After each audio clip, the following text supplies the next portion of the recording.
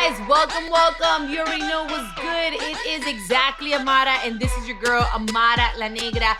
Thank you so much for joining me every Thursday. You already know today I want to do a little something different because I wanted to bring a special guest. Knowing that, we're somewhat like Love and Hip Hop family without being Love and Hip Hop family because we're on different franchises. Today I'm talking to someone who is part of Love and Hip Hop. Hey Jhonni, how you doing? Hi. You look beautiful, and forgive me because I look a little crunchy today. I wish that I was more Girl, you look fabulous. fine. You look fine. Tell me, where are you located right now? I'm in between LA and Atlanta. LA, which one do you like more?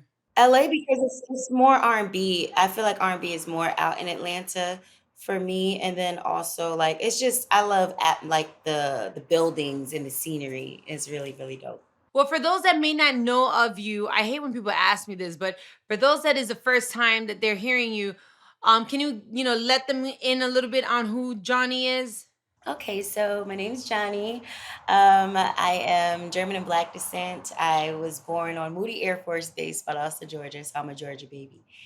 I play 6 instruments. I sing, I write, produce. I've done Love and Hip Hop, growing up in hip hop, and now I'm past the reality TV, and I'm working on 2 movies and also a show that's on Stars. So I'm just revamped my whole look.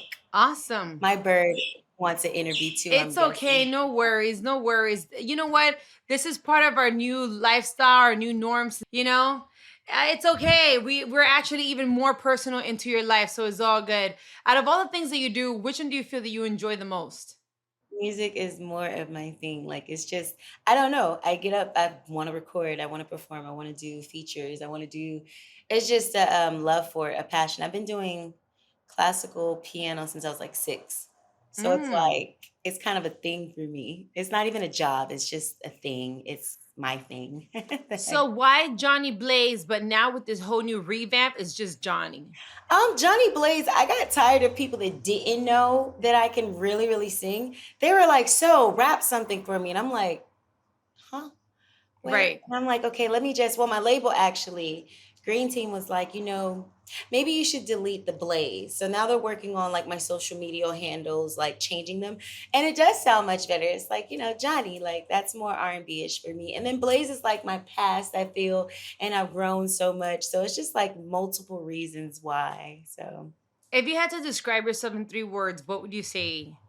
I would say misunderstood, but I don't give a damn. Um, Okay. um, kind and determined. Um, Okay. I feel like a lot of people they tend to. Why I say determined is because people you'll have a talent or something that you're really great at, and people will tear you down to the point that you won't even believe in yourself. And it's like I have a determination to win for myself, but also just like it's that more of a like ha I told you so, like I knew no wasn't going to be my last answer. Kind is just I'm just a sweet person, and I don't think nobody knows that. Like I'm really non-confrontational now. Like I'm not. I will Karen your ass. I will seriously call the police, and I don't feel bad about it. I will lawyer up. I'm gonna sue you for defamation. Like I don't deal with drama or violence. So it's Right. like I'm really kind. So some people tend to take that for a weakness. So that, and then the talented thing is I'm just I'm gifted. I'm misunderstood and gifted, and just really really a sweet person. What about if you had to describe yourself as an artist? Oh, that bitch. Ah! Okay. They can As call a me ugly. They can call me chunky. They can call me whatever but what you not gonna take from me, and that's what people tend to want to take from you. Your energy and your faith in yourself is telling you that you're not something, and you're just not gonna tell me that I'm not gifted, that I'm not talented. So yeah, that bitch. Okay, well, she's that bitch. But even though that we say, I'm that bitch, deep down inside, have you ever had those moments where some of those comments may have actually gotten to you? Because me, like, I'm a boss bitch, I'm a da da da, I'm all these things. I'm in the spotlight, people are always looking at me. I get all those things, right? That's great. But as strong as I try to be, there are moments where it could just be that day. Like today I woke up that I'm not with it, and one person's comment, I won't say will kill my whole day, but it will make me feel like I'm not necessarily that bitch for like Yeah. 20, for like 2 20 seconds. seconds. Yeah. Yeah, yeah, yeah. So are there those moments for you? um, it's always those moments. It's more of, and it's not from strangers. Sometimes it's from people that you think that's close to you.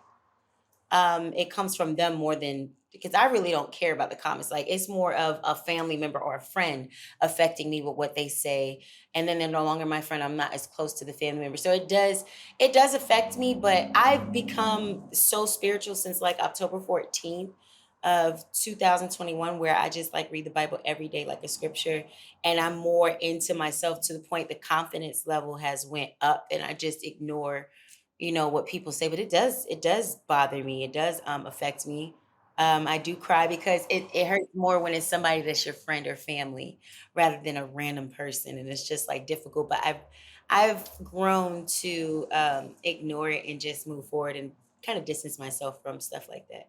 Like I'm very big on energy, yoga, like meditation. Like I don't like to go outside and feel that my energy, I need to put some bad energy into somebody. Like my hopes is to just give energy to somebody. Somebody might be on their last limb, and because I smile, they'll ask them how are they, how are they doing. It affected them in a good way. So yes, it does affect me, but I tend to find other things. Me making other people happy actually gets me out of that space when people are negative and mean. So So now this is completely random, but I had seen you on social media. I hadn't really gotten to know you as a person per se. This is like the furthest we've actually gotten to talking. Do you feel, and judgment free zone, but do you feel that people sometimes may misjudge you based off your looks, based off your social media? From the woman that I'm talking to right now, that seem, you sound very sweet, you sound like very genuine, you sound very polite, very kind, all those things. But when I see you at first, right, the first thing I'm getting is based off your social media alone, right, or just the way that you're naturally, set up physically. Do you feel that people judge you and there's like a misguidance there? um okay, so with me, I feel like this. God put you on earth, even though you came out of your mama and your daddy. You feel me? I'm so country. You weren't put on this earth for everybody to like you or to understand you. Like nobody knows how this big change happened for me 5 months ago. I just really started just being focused on myself and showing people what I want to. And I feel that people forget that social media, it's like whatever you post out there, whatever you put, it's your fault. You put it out there. So if you want the narrative to change it. So I started showing more of my personality in skits, start showing people like this goopy side, because this is me all day. I'm very clumsy, and people are either going to gravitate to the person that you're becoming for the better you, or they're not. And I do think that even though I'm a much happier person, and you see it on my social media now, I think people look at my body and just like, oh, she has to be a bitch. She has to Well, be. okay, and let me break it down for those that obviously can't see you, right? So she is very curvy. She is, let me just break it down. She got them thighs. She got the booty. She got the small waist and the I big know you're boot. You not know what I'm saying? talking. Well, shoot, I But lost all girl, of when you first that. came on TV, I was like, yo, where'd y'all find that person from? Like, what? Okay, but and then then I went through a whole body transformation, and And you I still look just good. yes, and I love my body now. But she's very, very curvy, and obviously on social media, she does accentuate the fact that she embraces her body, and she wears a lot of sexy stuff or whatever, and automatically just based off seeing it, I would sometimes we can be very judgmental as a society, and I would think something else, but then now talking to you, I'm like, oh my gosh, she's so sweet, she's so nice. I would never match. Let me tell you something. I'm like the most, if you see me in person, you're going to crack up laughing. First of all, people think I'm 6 feet. I am 5'1". I don't, okay, Oh wow. I'm lying. I just put the one so I don't feel so bad. I'm 5 feet. But the point is, I'm 5 feet. I look, this interview, I'm gonna keep it so real. Look, the other side of me, I got on night clothes, okay? Y'all just see this Ah, because I'm being professional, but really I'm like this, okay? And I've got to a point, my grandmother had passed away. I've been through human trafficking. People don't know why I had that guard up of being the mean girl and wanting to fight because I was protecting how I am now. So I had to get my mental and my space in a right space for not just me, but for my music, my career. And now people, when they see me, they're like, okay, I see it, but it's going faster than what I thought. Because now when people see me, they're like, yo, she's super cool. And I do get it does hurt my feelings a little bit that people think I'm just like this baby Grinch. And I'm like, I'm friendly, hug me. I'm a sweetheart.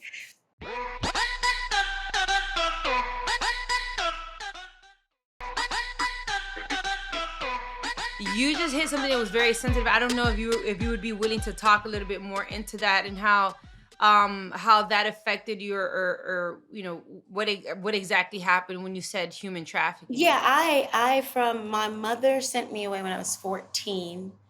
Um, and I ended up in New York and I took an ad on a computer.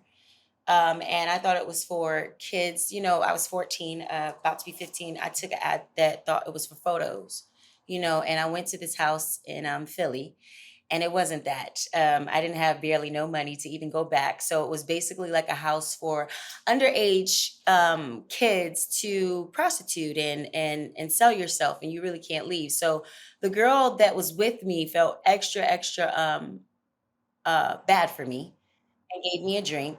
It definitely wasn't a normal liquor because I became like very just energetic, very hyper. I couldn't even tell you what was in the cup. And I just stayed.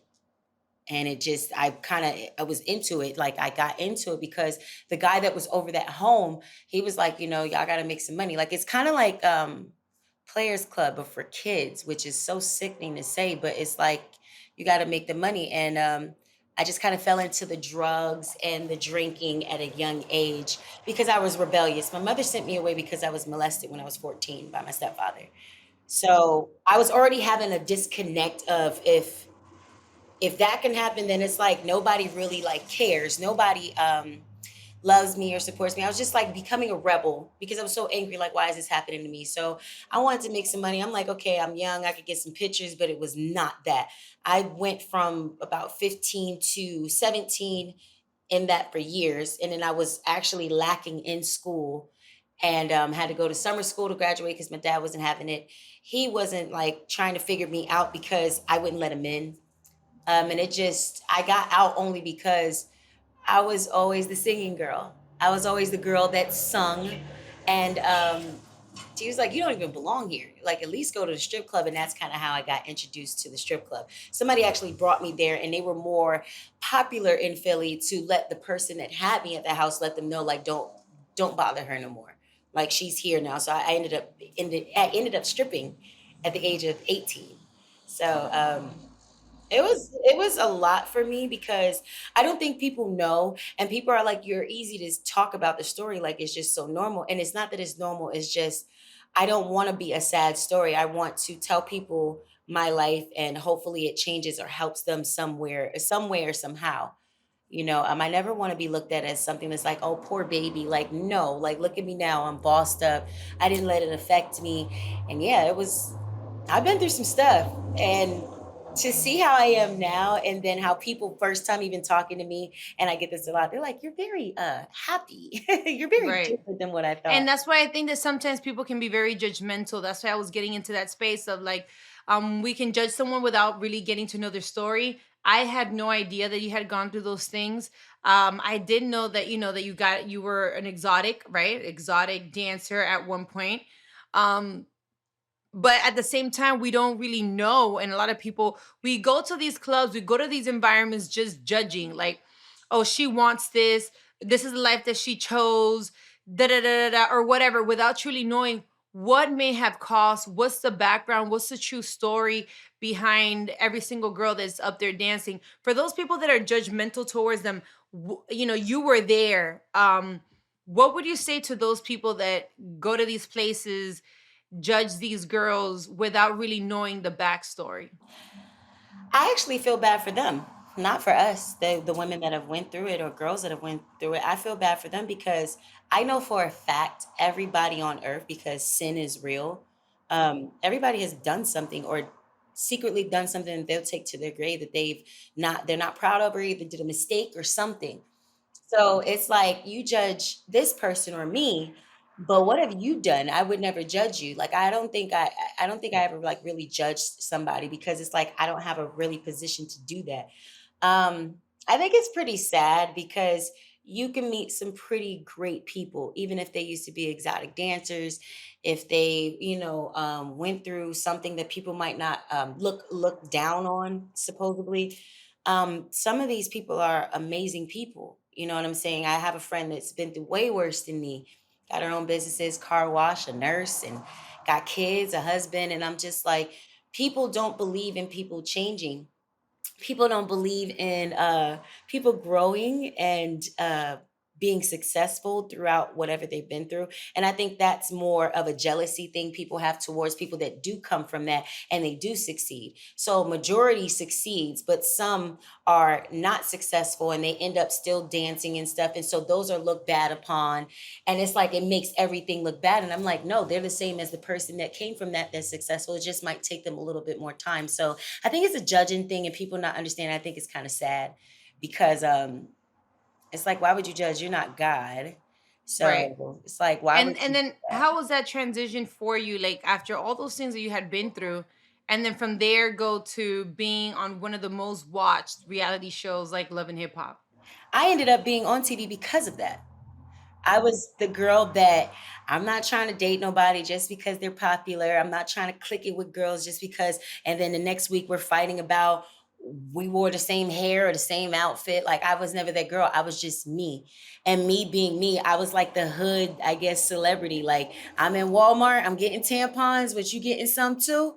Oh, okay. You in the WIC line? Me too. Like I made people feel comfortable, and it got to the point where Love and Hip Hop was like, who is that? Because around that time when I was dancing, it was like popular for the strippers or the exotic dancers to be dating somebody, or they're just popping.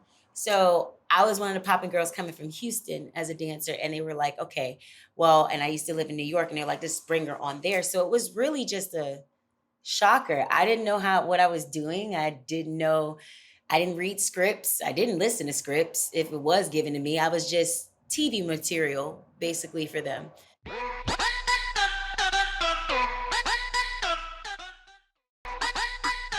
Did you feel like there was one, because there's a difference in between once you were being out of the TV world, then being in the exotic entertainment world, and then from there you are in reality TV.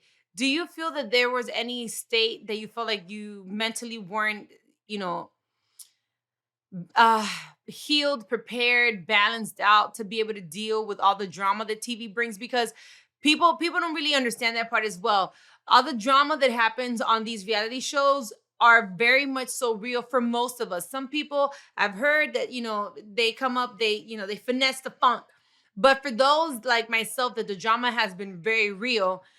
Did it ever really affect your mental health, your mental state? I came in there mentally just kind of out of there. So it wasn't like it was just like it was so much like I didn't know people was doing stuff behind my back. First of all, I never got paid.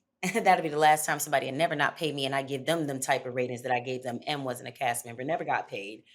Um that's crazy.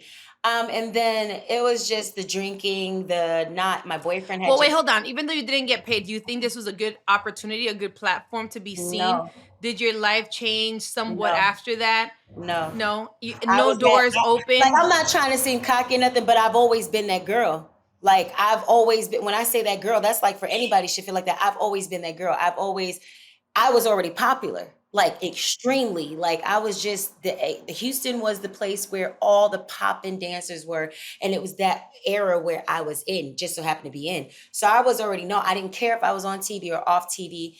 I was drinking, doing all types of stuff where I just didn't care. It was what it was. They was like, "You want to do it? Sure. Where's my checks at? Still waiting for that. Never got checked." So it was just like, this is just like stripping. You go in a club, all eyes on you. It's like a TV, and from different countries and different cities, people come and they're watching everything that you do. So I didn't think I benefited from it because people would always say, like, I don't think Love and Hip Hop helped you. The only thing it probably helped is what, a couple more million people that was already gonna eventually see me because I'm talented. And eventually, if you don't get your stuff right, you failed yourself. So I knew I was gonna get my stuff right. I just didn't know when. So and I'm not trying to discredit Love and Hip Hop. It's just I you couldn't give me $20 million to go back because it's like Mm. you can't So give me you a wouldn't consider Love and Hip Hop to have been a good experience for you? baby girl. I think you the first person I told, baby, I'm on P Valley. I got 2 movies under my belt, P Valley, and I'm getting my own show. So it's like on God's time, you know what I'm saying? On God's time is when it's not on Love and Hip Hop time. So no, they could not pay me. And it's no disrespect. I love them. I think they're cool. They're cool for somebody else, not for me, because you're not about to play. When you let people control or feel they can control you and control your narrative of your life, that's when it fails. And I felt like I let them control. You have drinks out on the table and thinking that, go ahead and spike up her attitude with this drink. I know this is going to make her mad. You don't do that when you see people have talent, especially in the Black community. If you know somebody has a gift at least, and you see they're not being guided right, there's not a lot of people that guide people the right way. And I wasn't guided the right way. You know what I'm saying? You like it's like they knew. And I don't blame other people. It's more of just it's both. It's me and them. I blame both. So no, they could not pay me to come back to that, honey. So you play 5 instruments. Since when did you start? Because thinking about like the past and all the negative, which all the negative things that you went through build and made the woman that you are today. And thanks to somewhat those things, you are in a happier place now. If you don't know the bad, you'll never know the good. So now you know how it feels to be in this happy place. But part of that is going back into your music, going back into what you love. And part of that as well is the fact that you play all these instruments. How did you start? What motivated you? Which one is your favorite? Do you do it as a hobby or do you actually like really be at the crib Oh no, playing? I get on these people nerves, honey. I get on their nerves. Well, no, I don't get on their nerves because now they just be like, now we know who you are. Because they're like, is your name Johnny? I'm like, no, my name's Japel because that's my real name, Japel Von Krishna. And they were like, all right. So then all of a sudden they kept coming back. I'm like, my name's Johnny. So my next door neighbors know who I am. They know I play piano, but I've been playing this since I was 6. Be it violin, acoustic guitar, electric drums, piano. It's just a passion. I don't know everything that I was telling you that I've been through, I just put it into my music, the anger, the pain. And then I realized that R&B is really for me. I was trying to figure out my genre and I could do every genre. It's just more of that's where it people see or understand my pain the most. So this is like my lifeline. Every time I went through something, I was always known as whatever I was, that girl that does that, but she sings. And then it got better. The more I healed, it was the stripper that could sing with the bad attitude that likes to fight. She's not a stripper no more with the attitude that likes to fight. Oh, she doesn't fight no more now. No, she just has a bad attitude. The attitude with the mental problem. Now the mental problem with the singing. Now it's just now she sings. Like that's her old love. She sings. So it's like levels. So Right. it's my passion. I just had to grow into myself. I was in my own way. I was letting Hmm. other people control what my destiny is. And I didn't like that. So Right, right. And the same thing goes for your songwriting. When you write these songs, do you mainly write about the hurt and the bad and not just the bad because whatever, like we've seen a lot of artists that made, you know, lots of money and have won many awards talking about their own personal experiences. But what do you mainly write about? What truly inspires you when it comes to songwriting? people, myself and people. I know I have good people around me, but they go through some shit and they're all like, for example, I have a person that's in computers in Microsoft. I have a person that's a lawyer, but she going through. I'm like, what? How do you even have time to go through? So I'm writing from other people's experiences and writing what I know the world probably there's people that's going through that. I don't want it to just be about me. So sometimes I have to step outside of myself and have writers come in like, what do people go through or what do people think about? And I write it because you just don't want it to be about yourself. Those can touch people too. But I also want songs that other people can relate to too. So I go off of that. I'm an analyzer. I'll analyze people, I'll listen to conversations. And I'm like, So this person slept with your sister, but you're okay with it, and now y'all live together, and your kids is cool with that. And like, this is the type of shit that I be hearing. I'm like, let me write that down. Okay, yeah, I for shouldn't have sure. cheated, or like, let me go For look at sure. this.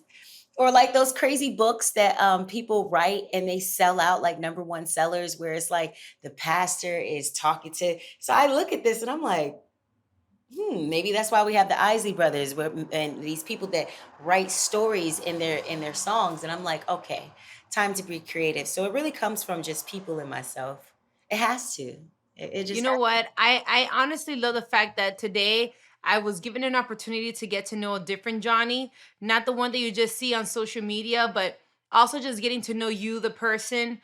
Um, I want to give you, your flowers for being a strong woman, because you went through so much that, like I said before, a lot of us didn't know. A lot of people may not know, and if you are this flower and bubbly and happy person, it's because you've come into a space that you are healed somewhat, right? Because I don't know if you completely heal 100%, 70%. but just that 70% that you did heal was very important for you to be the woman that you are today. And that's why I want people to follow you. Where can they go follow you on social media, on your social media platforms? Johnny Blaze does. It's gonna change soon, but for now it's Johnny Blaze Duh. JhonniBlazeDuh. And then everything else you just put Johnny Blaze you can find. And then also I got a couple of singles out, which is somebody that you just interviewed featuring Trina, So Into You. Then Toxic featuring NLE Chopper, and then my newest single, It's Alright. I'm so grateful to have you on Exactly Amara.